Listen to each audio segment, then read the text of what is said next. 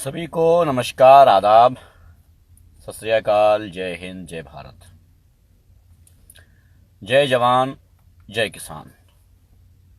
आज ये अलग से कहा है क्योंकि आज उन पर ही लाइव है। बात उनकी ही होनी है जिनकी ज़रूरी है। हाँ, मैं बात कर रहा हूँ भारत के उन गरीब किसानों की जिनका भारत में कोई नहीं है, जिनकी कोई अपनी आईटी सेल नहीं है, जिनकी कोई अपनी राजनीतिक पार्टी नहीं है, जिनका कोई अपना नेता नहीं है, जिनका कोई अपना सोचने वाला, उनके दर्द को समझने वाला नहीं है। वालेकुम सलाम भाई, शुक्रिया आशीष भाई। कोई दर्द को समझने वाला नहीं, चाहे पक्ष हो या विपक्ष हो, चाहे केंद्र सरकार हो या राज्य सरकारें हो, सब के सब अपने फायदे के हिसाब से उन किसानों का इस्तेमाल करते हैं। हां, मैं उन्हीं की बात कर रहा हूं जिनका कोई धर्म नहीं है, मैं उन्हीं की बात कर रहा हूं जिनकी कोई जाति नहीं है। हर धर्म से आते हैं, हर जाति से आते हैं। मतलब कहने का मतलब यह है कि अगर सच में एकता की बात करनी है तो किसान की बात, अगर सच में गरीब की बात करनी है तो किसान की बात, अगर मजलूम की बात करनी है तो किसान की बात, अगर उस इंसान की बात करनी है जो सबसे ज्यादा कुचला जाता है भारतवर्ष में तो किसान की बात।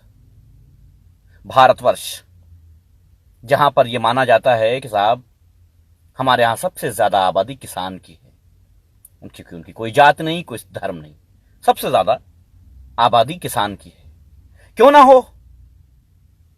गरीब तबका जो दिन भर मजदूरी करता है, दिन भर किसानी करता है, हत्ता के बैल और ट्रैक्टर ना होने पर खुद के कंधों से खींच करके हल को वो अनाज पैदा करता है। 500 रुपए किलो बीज खरीद करके 10 रुपए किलो अनाज बेचता है। मैं उसी किसान की बात कर रहा हूं जो अपने ही देश में पराया है। मैं उसी किसान की बात कर रहा हूं जिनके ऊपर वो आंसू गैस छोड़े गए हैं जो युद्ध में भी बैन हो चुके हैं। हां, युद्ध में बैन हो चुके हैं वो आंसू गैस के गोले, वो बम छोड़े गए हैं उन किसानों पर, क्योंकि किसानों के सुनने वाला कोई नहीं है, न पक्ष न विपक्ष। पक्ष क्यों सुनेगा? वो तो सुनने से रहा, लेकिन विपक्ष, ट्विटर पर जंग चल रही है। ट्विटर पर हम किसान के साथ हैं, किसान हमारा अन्नदाता है, किसान के साथ हम हैं, किसान एकता जिंदाबाद, किसान शक्ति जिंदाबाद, और खत्म। जवानों को किसानों के सामने खड़ा कर दिया गया है। किसानों के बेटे ही जवान हैं और उन्हीं जवानों को अपने ही बाप के खिलाफ खड़ा कर दिया है सरकार ने। वाह! सड़कों को खोद डाला गया है ताकि ये कहीं ऐसा ना हो कि दिल्ली पहुंच जाएं। अपने ही देश में पराये बना दिए गए हैं ये।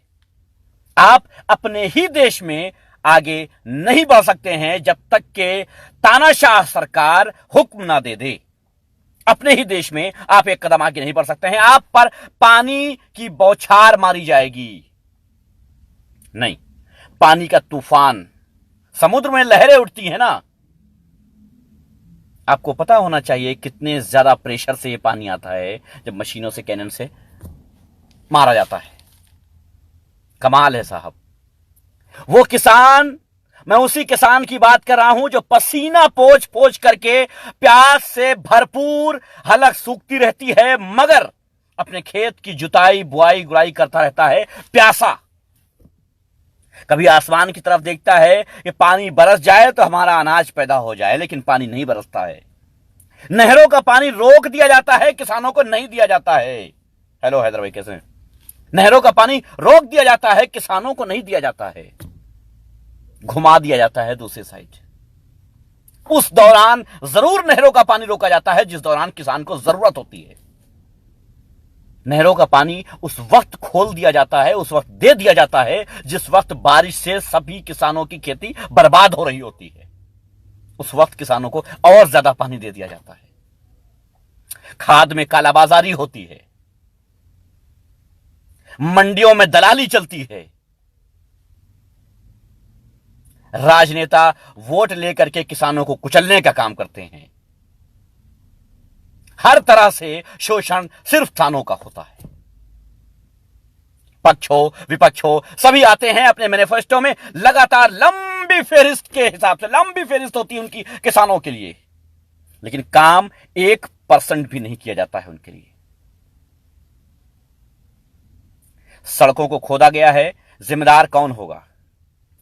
सरकारी संपत्ति नुकसान पहुंचाया गया है, सरकारी संपत्ति को नहीं, सरकारी नहीं, देश की संपत्ति को नुकसान पहुंचाया गया है।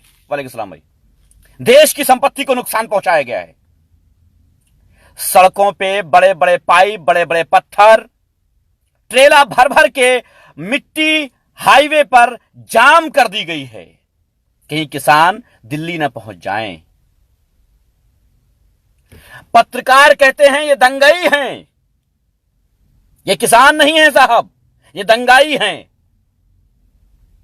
उस गरीब किसान जो पंचायत में भी कभी ना बोला हो, उसके आगे माइक ले जाकर के उससे ऐसे सवाल किए जाते हैं कि उसका जवाब ना दे पाए, उसके बाद कहें कि देखो ये किसान नहीं, ये दंगाई है, इसमें दंगाई मिले हुए हैं। किसानों को, अन्नदाताओं को 500 रुपए किलो बीज खरीद करके 10 रुपए किलो बेचने, अनाज बेचने वाला गरीब किसान, पैरों में छाले पड़वाने वाला, हाथों में गड्ढे पड़वाने वाला किसान आज सिर्फ अपनी मांगे लेकर के आगे चला है। कोई हराम नहीं मांग रहा है। यह नहीं कह रहा है कि मुझे बीज फ्री दे दो, मुझे जमीनात दे दो, मुझे नहर का पानी फ्री दे दो, कुछ नहीं चाहिए। कम से कम जो काले कानून हम पर हावी कर रहे हो इनको हटा लो, सिर्फ इतनी सी बात। वालेकुम सलाम भाई। सिर्फ इतनी सी बात, जो काले कानून हम पर हावी कर रहे हो ये हटा दो बस। सरकारी रेट दिया जाता है 1800, 2000, उसके बाद भी 800, 700, 900, 1000 रुपए में अनाज बिकता है। खरीदने वाले खरीदते हैं, लेकिन सरकार कोई कार्रवाई नहीं करती है उन पर कि आखिर क्यों। बल्कि वही लोग खरीदते हैं जो सरकार के चेले होते हैं। सरकार खुद क्यों नहीं खरीदती है उस रेट पे? सरकार ये आसान क्यों नहीं कर देती है कि इतनी आसानी से लोग जाकर के वहां अनाज बेच के चले आवें? नहीं, सरकार क्यों करे? सरकार से क्या मतलब है? उसको तो सिर्फ वोट लेना है। जब वो विपक्ष में आएगी तब कहेगी हम किसानों के साथ हैं और किसानों की लड़ाई हम आखिरी दम तक लड़ेंगे।